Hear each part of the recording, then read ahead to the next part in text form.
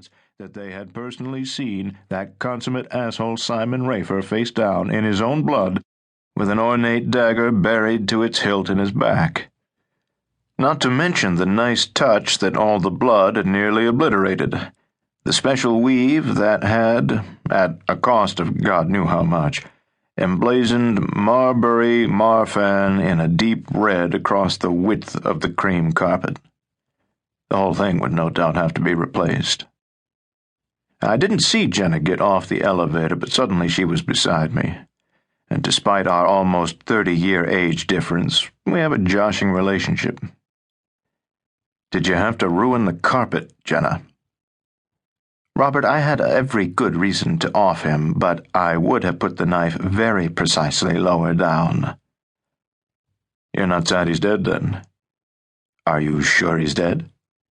I touched him. He's ice cold. You found him? Yeah.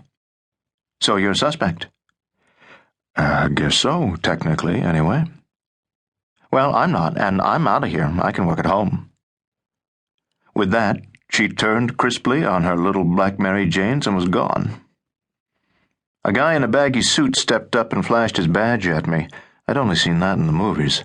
Never been flashed personally before. Are you the guy who found him? Yes, I am.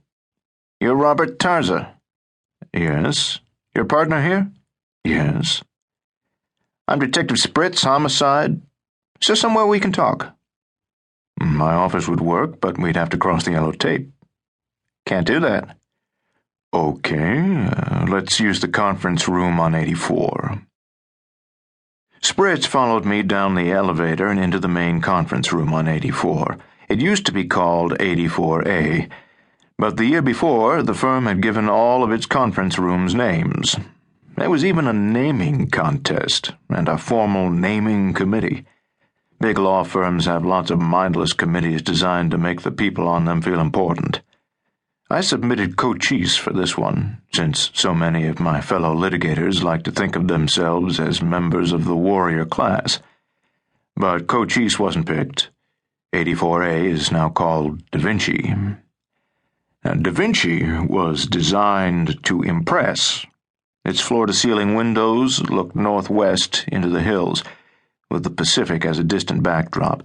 The decor is understated Italian contemporary, although what that look has to do with Leonardo is beyond me. I sat down on the side of the table that faces away from the windows so that Spritz would have to face the view. I did it on purpose. Although I had of late come to feel much more like a tenant farmer at Marbury Marfan than a true partner-owner of the place, 36 years at the firm had not left me immune to the nuances of status. Making the other person face the view leaves them to admire the wealth and power that can afford to have the view, particularly someone like Spritz. Perhaps I imagined it, but he seemed a tad ill at ease. I didn't think he was accustomed to investigating the murders of managing partners at elite international law firms. Spritz took out a notebook. Mind if I take some notes? Not at all, Detective. I gather that the deceased was a rather big cheese around here. He was the managing partner of the firm. What does that mean exactly, Mr. Tarza? Well, it means he was the biggest cheese.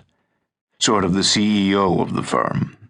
But without the kind of power a CEO has. For the most part, a managing partner can't tell people what to do.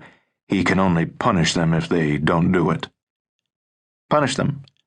Yeah, like cut their compensation, or redo the floor their office is on, so they have to go live in a temporary closet for a year.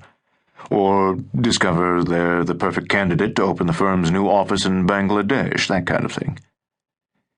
Did Mr. Rafer have any enemies that you know of? No.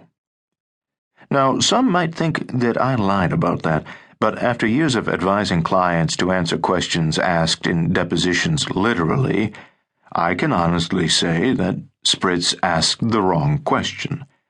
Simon had no announced enemies that I knew of, just a lot of people with a potential motive to kill him. I thought to myself that I could teach Spritz a thing or two about how to ask questions.